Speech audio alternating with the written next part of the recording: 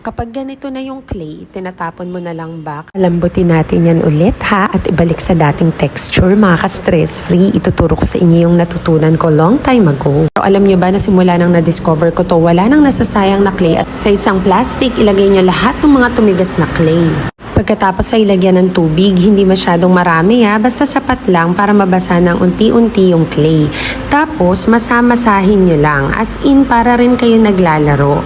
At alam nyo ba na dahil sa paulit-ulit ninyong paggawa nito, mamomoist ulit itong clay at babalik ito sa original form. Sa umpisa, mapapansin nyo na medyo basa pa yung clay, pero habang nilalaro nyo yan, mas na-absorb na ng clay yung tubig na inilagay nyo kanina, kaya naman yung texture, talaga namang mapapansin nyo na original na.